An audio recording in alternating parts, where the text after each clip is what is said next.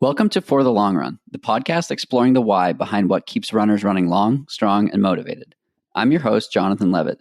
Through personal and professional connections in the running world, I have the privilege of getting to know some amazing athletes. I've always been fascinated by the psychological aspect of running, and this podcast is aimed at exploring this and much more. I hope you enjoy. Welcome back. I have Ryan Cormier joining me on the podcast. Ryan, thanks so much for taking some time to chat. Thanks, John. Thanks for having me. For sure. So, first question, who is Ryan? That's a question I think I'm still searching for sometimes. I am a South Louisiana boy, living in Baltimore, Maryland nowadays.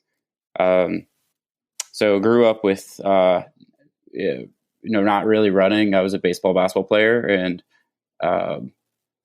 kind of got thrust into cross country my senior year, and then slowly found running from there. And then kind of the biggest impetus for that being the thing you and I probably share, which is November Project. Yes. And we've shared some miles and adventures all across the country, in California and Colorado and all sorts of super cool places.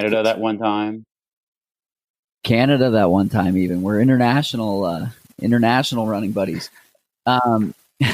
So the reason that I wanted to have this conversation with you came about after an Instagram post of yours a couple weeks ago, but sort of like the culmination of me following your journey. I had the privilege of crewing you at Run Rabbit last fall, and that didn't go as you would have hoped, but we still got some incredible waffles afterwards, and it's just fun to dig in.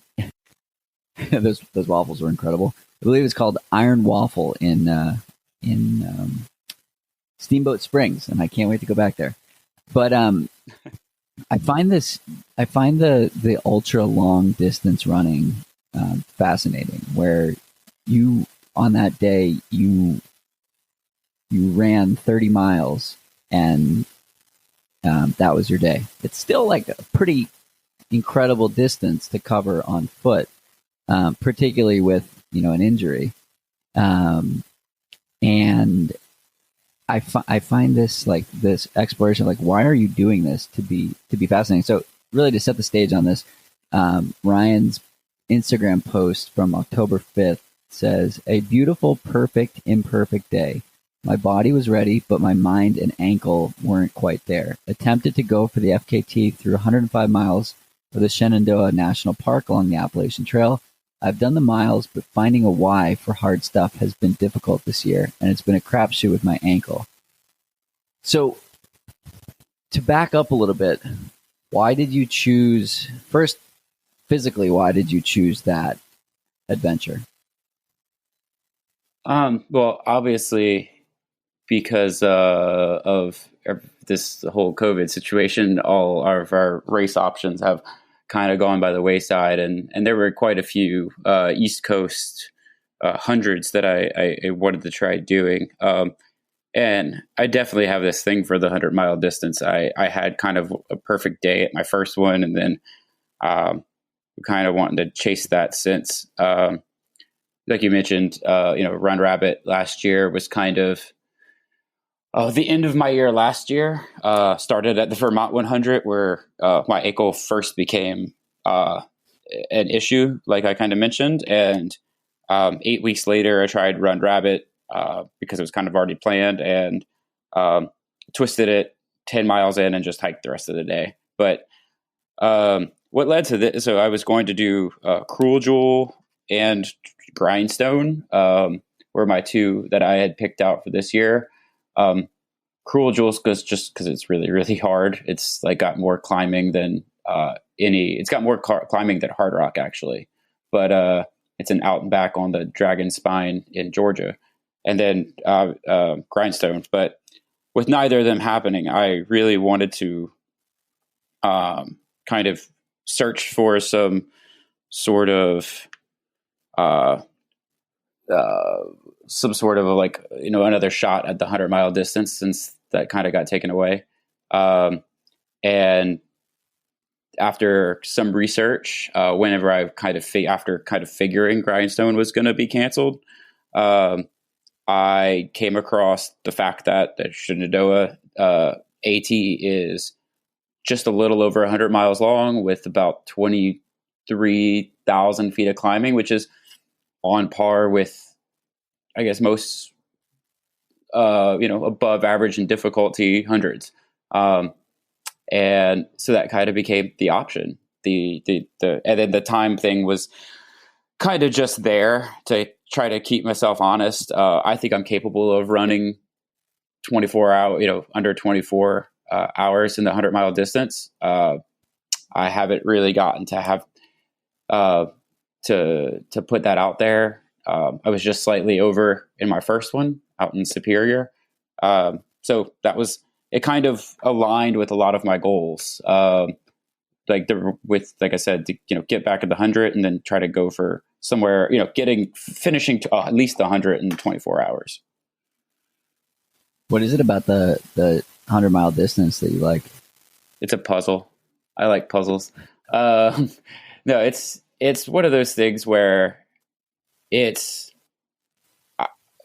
just like the rest, like all of us who kind of do this ultra stuff, we're stubborn. And it's kind of one of those things, like in some level, it's just keep pushing forward and pounding your head. But it also takes some thought and some brain problem solving power behind it. And I think that mixes well for me as just kind of who I am and what I do. And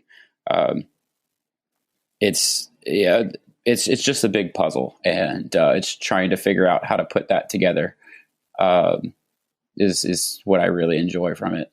I think I'm decently fast, but it's I'm not ever going to be elite by any means, but I think when it comes as far as speed goes, but I think when it comes to putting puzzles together, I can get pretty good at that. And it's been the frustrating part is it has been within the relative recent space is it's become less about the braid part and more about the just body being capable of putting my brain in the position to do it, or at least trusting my body. And that's probably where it's at now. The struggle is the trusting the body part to let me do the rest. Yeah, and I can appreciate that because my ankles are just as pesky. The only 50K I've ever started, I didn't finish because I did the same thing. I rolled my ankle and I couldn't even walk. So, what is it about starting something that you're not certain you're going to finish that you like? Because I find that fascinating and like super interesting, right? Because like anyone can run a 5K, anyone can run a marathon. I do not think that anyone can run a 100-miler. Yeah, it's definitely like the, with anything that I kind of do, it's like I think with if I compare myself to like one of my buddies out here who I do a lot of these ultras with, we definitely have a little bit different mentality where he's going to try to do something within what he kind of knows is he's capable of.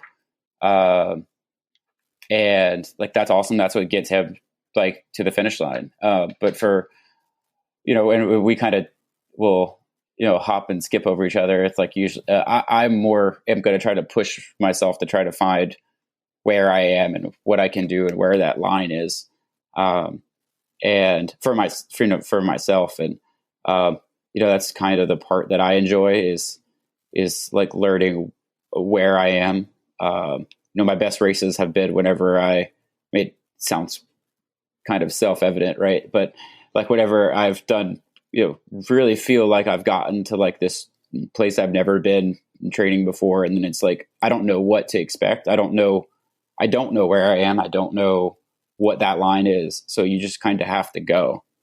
And, and those are the days that I think I like it the best, is where I can't even have an expectation of where I'm going to be. I think that's why like my first 100 went so well.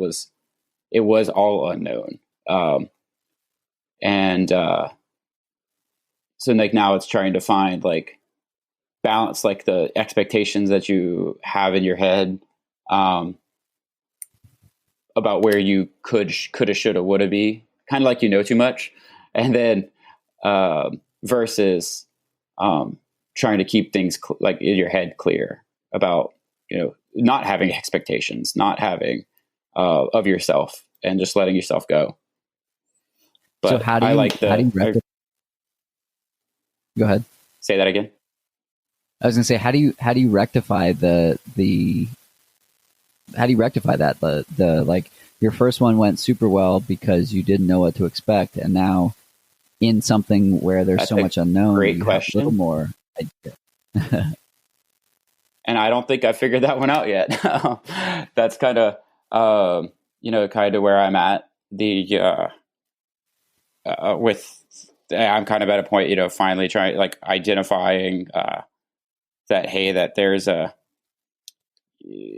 old why of it being kind of unknown, and no expectations for myself, and it is just kind of this whole new adventure thing, and then taking that into like the next couple of races where it's okay, I know a little bit of what to expect as far as where I need to go, but then it's like whether or not that, like, there's no more ignorance there, so it's maybe there's more expectation, and then trying to right now it's trying to figure out how to wrap my head around that expectation, and then that's where a lot of the other things come into play. I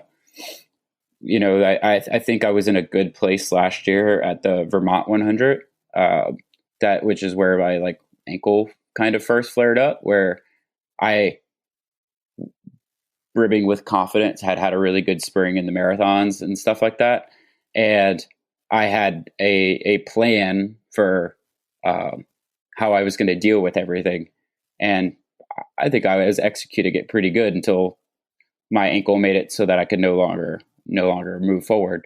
And then since then, it's been a bit of a struggle to kind of find whatever I need now.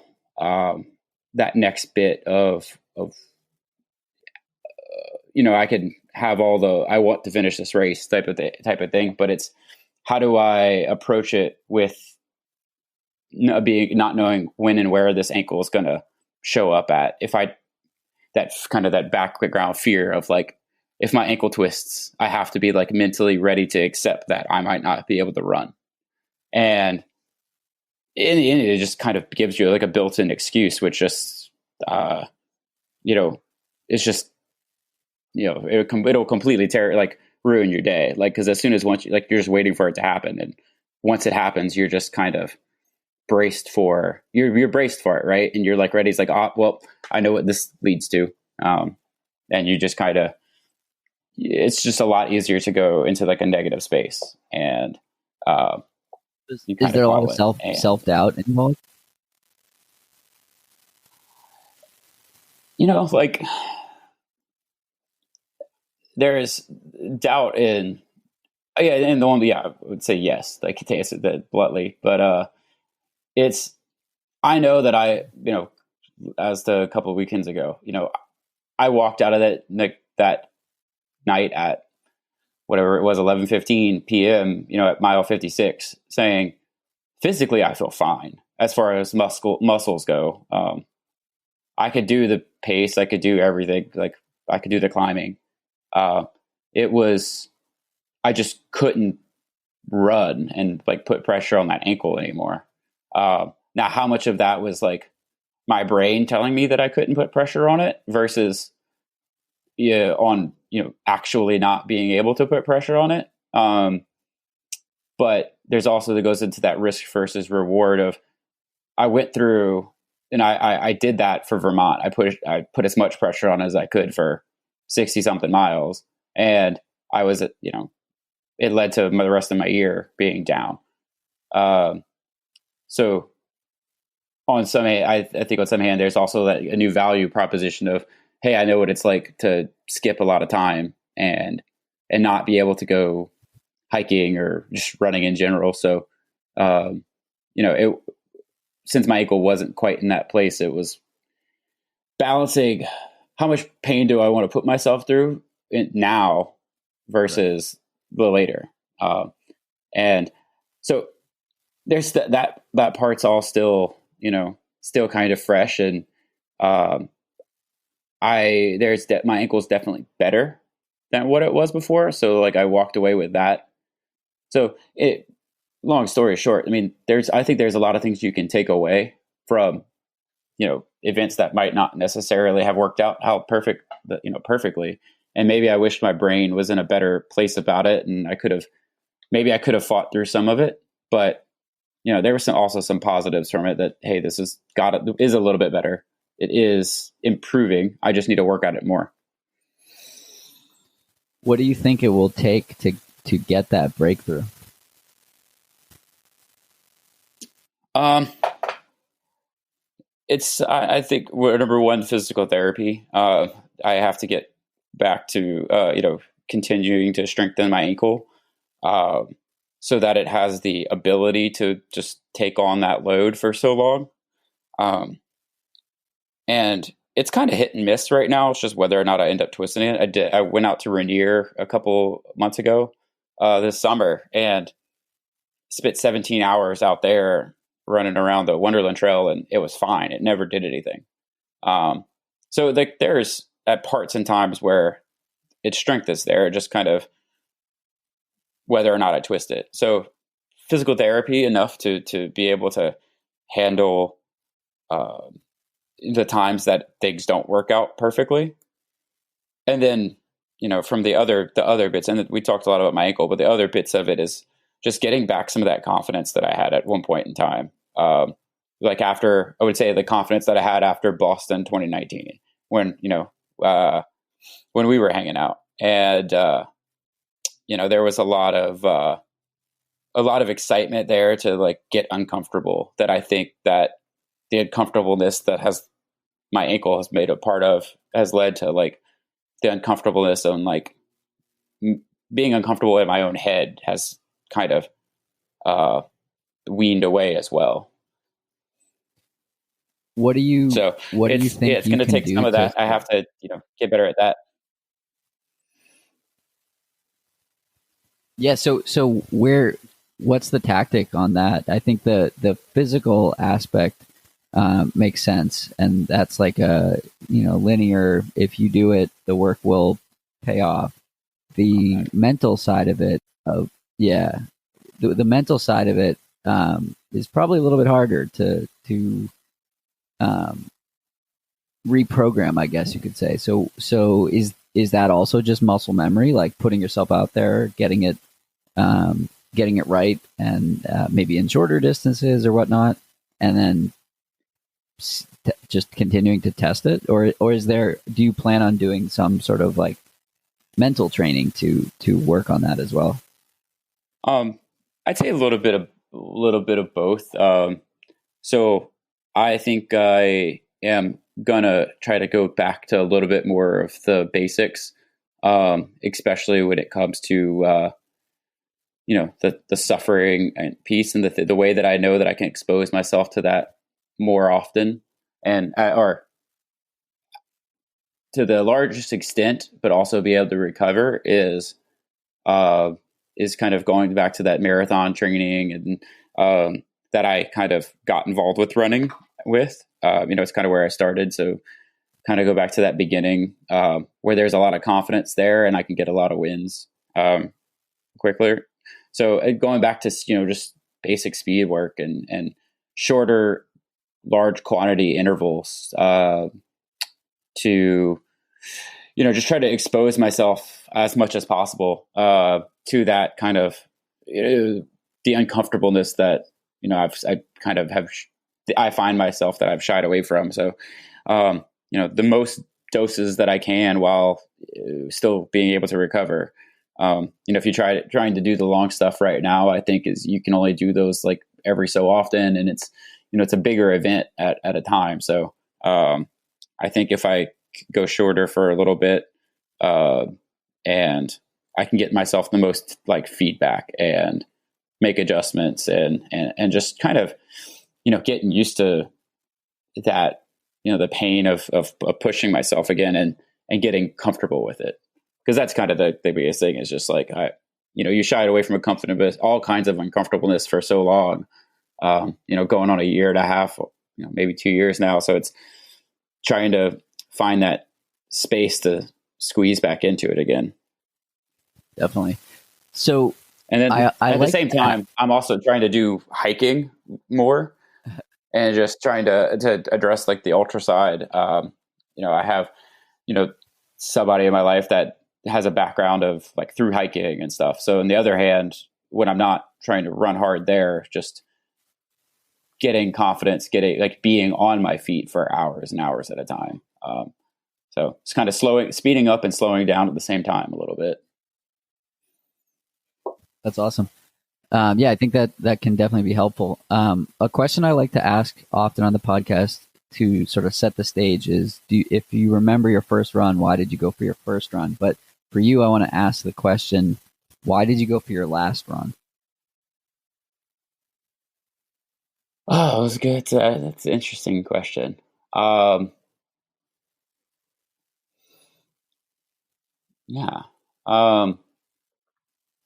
It's probably the right one, actually, too. I think you read the situation well. It's honestly I went for my run last night because I actually really wanted to. Last 2 days have actually been like on the good side of the spectrum of like really feeling, good again. It always I think it always kind of does after I took, very significant amount of time off last week. There probably was 2 hours of running last week.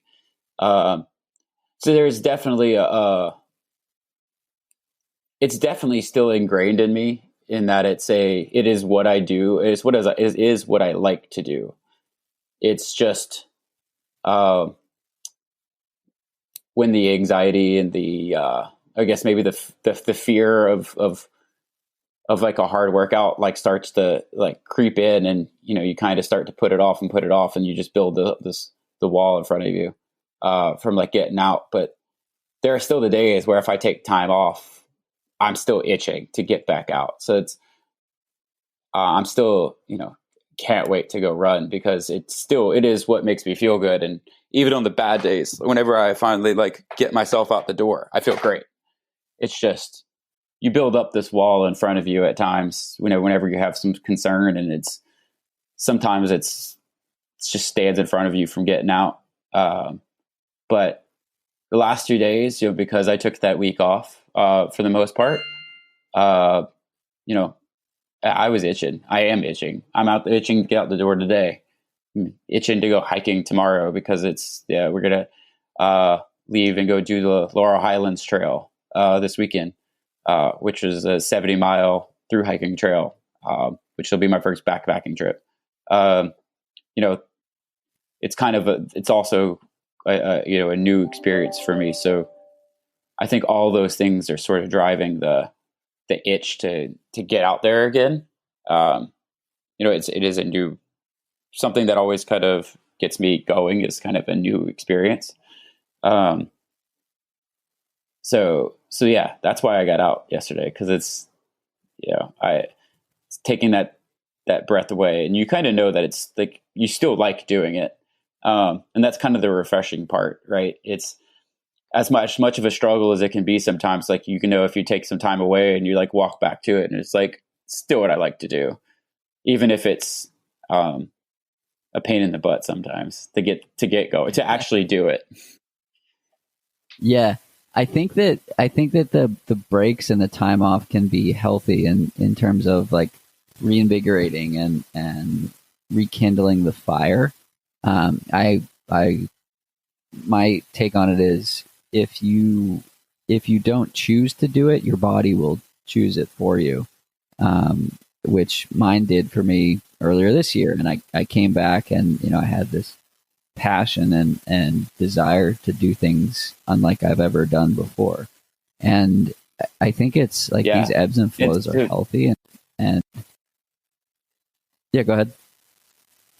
So I say it's been really like kind of say refreshing, but like obviously we don't live super close to each other with COVID, but like getting to see your Instagram posts and to see how much fun you were having, like reminds me of like I'd say where I was training for Boston last year, and just really excited to just like put the pedal down and go. And so like while I know like it's been a lot of stopping and starting, and at the same time I say a lot of stopping and starting, I've run more miles this year than I ever have. So it seems like kind of like I'm still getting out and doing the work. It's just like that motivation to do the work hasn't always been there, but getting to see you and just like the excitedness that you have is like, okay, I can kind of get back there. Like I know I can get back there. It's just got to find, just got to keep searching and keep working and keep looking for it and figure it. The thing you can't do is just keep doing the same thing and expect the same results. And so it's also trying to at the same time, okay, what have I been doing? What do I need to get back to? What can I change? Where can I change it? And I try to rekindle that enjoyment of uncomfortableness that was there.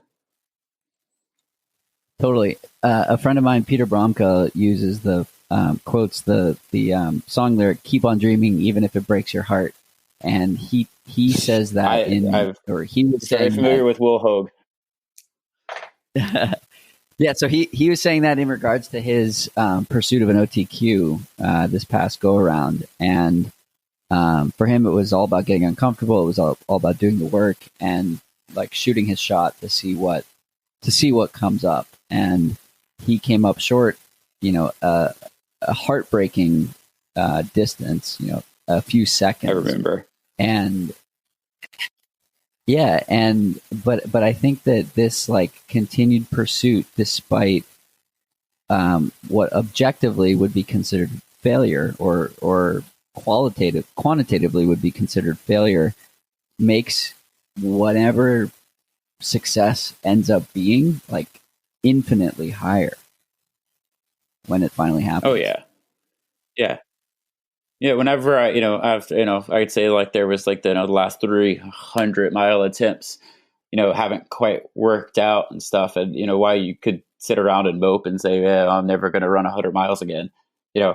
Honestly, it's just even still today, like it still makes me like I still know I'm going to go for it. Like, and I know that like I 100% know, and just that it's whenever it finally like happens and I put the pieces back together, that that day is going to be one of the like funnest days, and it's going to be completely worth it. And I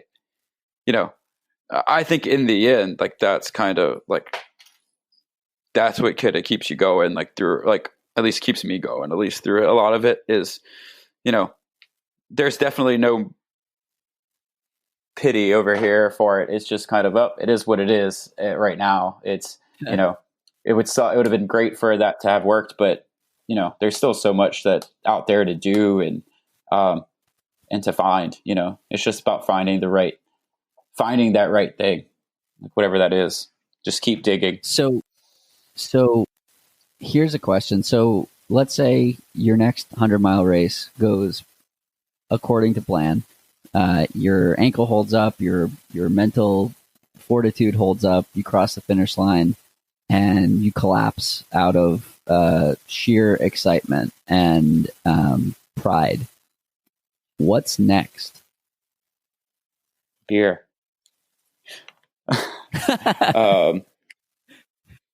What's next? There's I mean, actually, yeah. Let's hear your interpretation of that question before I ask my question. Oh yeah. So I mean,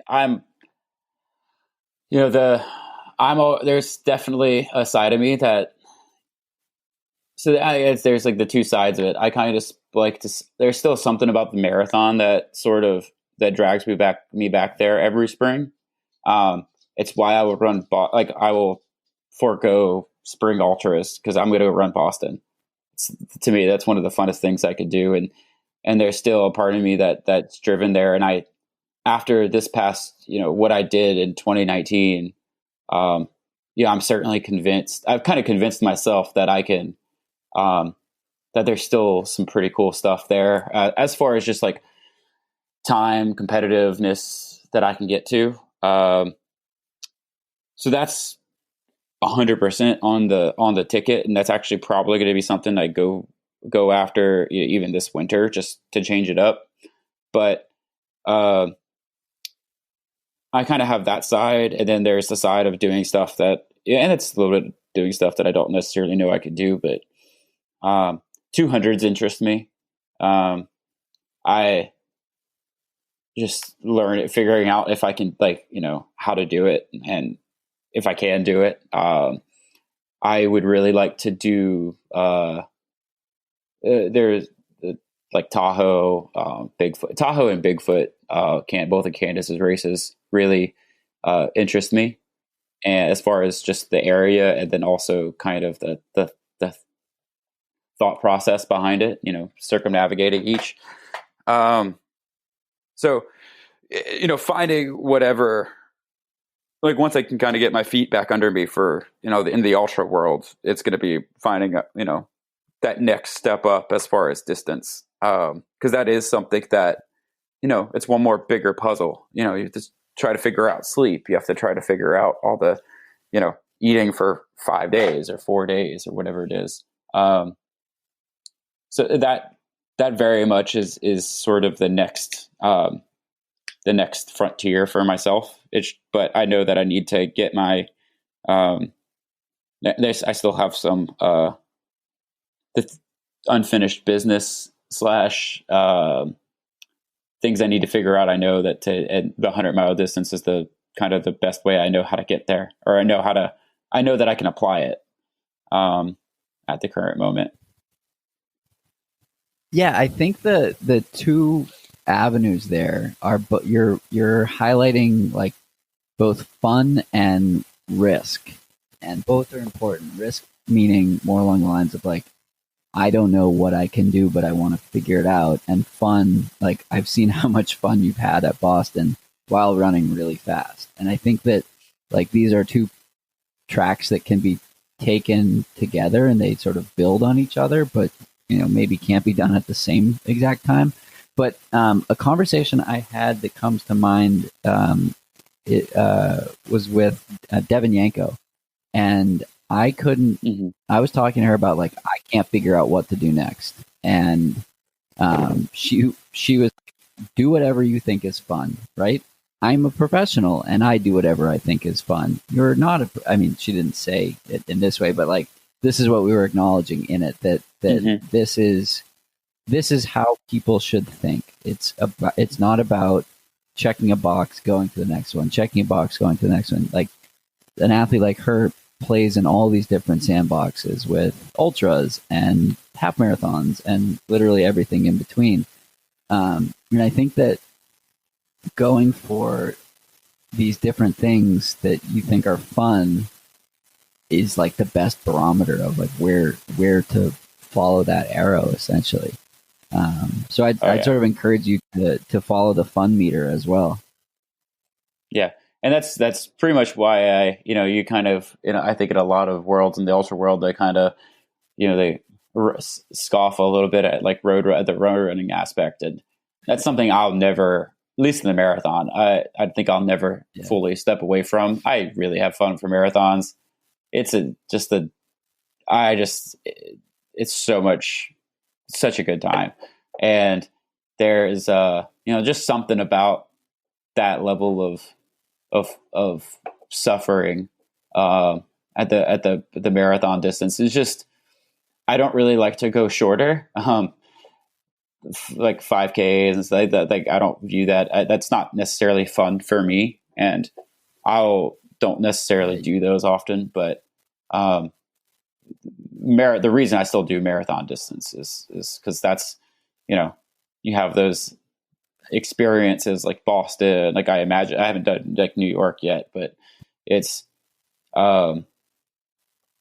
just, there's a lot of energy there, and it's trying to figure out how to, it's long enough so that it's at least for me, it's not just putting your head down and going. There's still a lot of like mental puzzle for it. But for me, that's kind of the shortest distance where I get that sort of feedback, self feedback.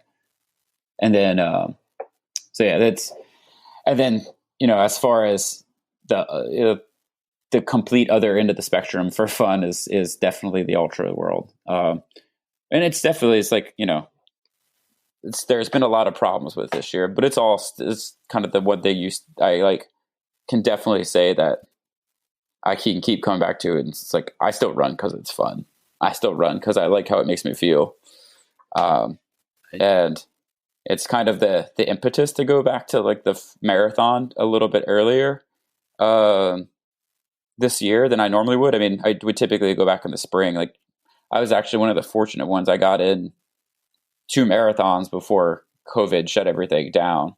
I got to go run Houston with 2 of my best friends, and then I got to go run at my local marathon back home in March, literally right before I got home. In the NBA shut down their season, is how close it was to everything shutting down. But those were both like great times, and it's it's gonna be figuring out how to like find that again on the day to day. Like, I enjoy getting out there and doing it. It's or after I do it, it's just a lot of getting out the door issues.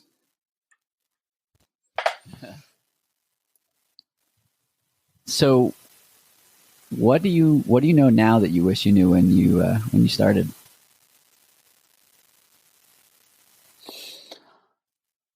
I think I probably have learned. So I did some coaching for a while, and I'm starting to realize that I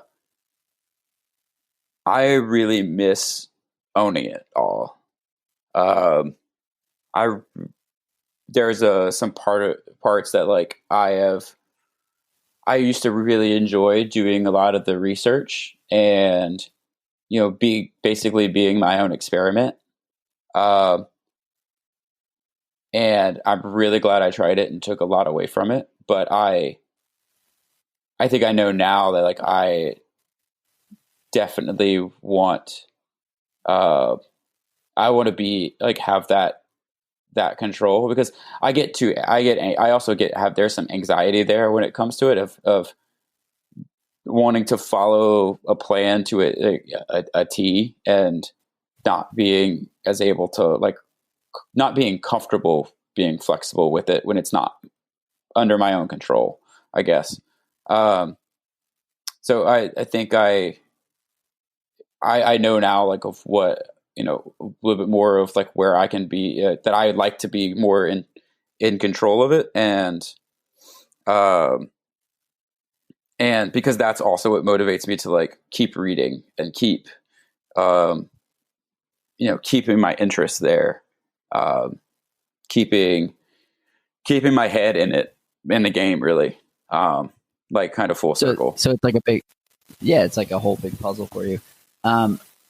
Have you tried to be more flexible? Because I know that like a plan is a plan and it's the structure, but if you follow a plan to a T, oftentimes, you're giving up the flexibility of like listening to your body and taking a little more rest or toning down the volume or intensity when necessary. So have you struggled with that as well?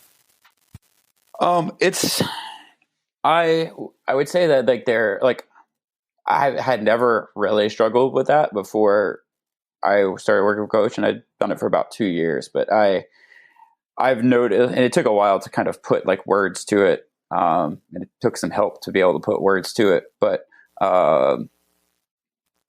it's I would have, yeah, it was more of just like I had no problem pulling the trigger on taking like the time because like if I didn't want to do a hard workout that day, but it was like the anxiety there a little bit like, and then not so much of of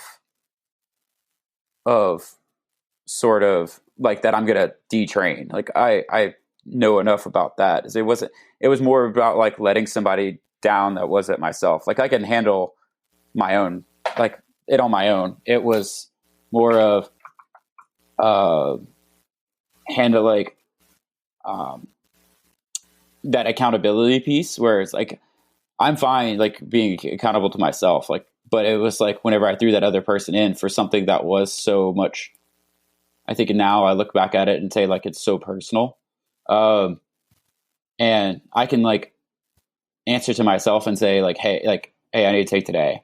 And like, I'm fine with it on that piece. Like, cause I know I will go back and do the work on Thursday or Friday and do it. But then it's like, well, how do I explain that without sounding like I'm complaining or like I'm being whiny or something like that? And it was just, it definitely, it wasn't something I was able to put words to. Like really, and it was just something I like suffered through and just tried to grit my teeth through it. And then, luckily, like my partner is a therapist, so she's actually really good at getting words out of you. And, that helped out a lot. And finally kind of being able to speak it and, um, and she kind of did a pretty good job of teasing it out of there. And, it's, there's just some vulnerability there, right? Whenever you work with somebody and it's like, it definitely does take that feedback there. But, it was there was a combination of I think like I had some anxiety, with theoretically letting somebody down that's not myself. Because I would say I'm pretty comfortable with letting myself, like if I like miss something, like I'm not going to beat myself over the head with it. I don't handle letting other people down well. And, so that just, What do you think I that is? realized that that's just an avenue there where like that somebody cares, also cares about it. And so I've realized it's just easier if it's me, myself and I that care about my running. Do you think you'll go back to working with a coach at It's some like point? making like less of a big deal about it. What's that? Yeah. Do you think you'll go back to working with a coach at some point? We'll see. I definitely got a lot out of it as far as like learning like what a structure should be and really how to rest. That was probably one of the biggest things I took away is really like what I thought was like appropriate amount of rest and at what what reality should be, especially coming off of things. I remember back, that was my first 50 miler. It took me, I definitely started trying to run really way too early again, but it took me like 2 months to like feel normal again. But, it was, so I definitely took a lot from it, and there's definitely a lot of benefit there for it. I don't know if I will or not. We'll have to see what like life looks like, at whatever time that comes, and what I'm looking for from my running. If I somehow learned to switch on some like gene that made me super fast and capable of doing as many miles as I want to, I would probably like definitely look for somebody to like help focus that. But right now I know I need to kind of get back to and identifying like what do I want to do and what do I and like how to go about it, and then can find something and you know, maybe I find the feedback system that I need at that point in time. Awesome. Well, hopefully the year ahead continues to be a good sort of training ground or playground to explore some new things or different things, and this lack of races that we have allows new tests and new trials and stuff like that to be experimented with, I guess. But definitely look forward to seeing you out on the trails again soon. Maybe it's at another 100-miler or whatnot. And we can would love to have you as crew this again. It was fun. It was sad that we didn't get to have the finish line beers, but I think we had some 9 p.m. beers and some margaritas, and tacos. Yeah. I don't remember much about the evening. I was so sleep deprived, and I hadn't run for a bunch of hours. But well, awesome, Ryan. So where can people find you if they want to follow along with your adventures? I'm on just about everything: Twitter, Instagram, Facebook. All of them under my name, which is good or bad depending upon your level of privacy that I'm looking for. But Ryan S. Cormier. I'm going to keep my middle name a secret there, but S stands for secret. Is on Instagram, and then I honestly couldn't tell you what my Twitter handle was, but yeah, it's Ryan Cormier. Awesome. Cool. Well, Ryan, thanks so much for taking the time to chat. And definitely fun to unpack. For sure. I hope to see you out there soon. That's it for today's episode. Like many long runs, it's sad when it has to end. I hope you join in next week on For the Long Run. And in the meantime, happy trails. If you've enjoyed this episode, it would mean a lot to me if you shared it so that others can find it and enjoy it too.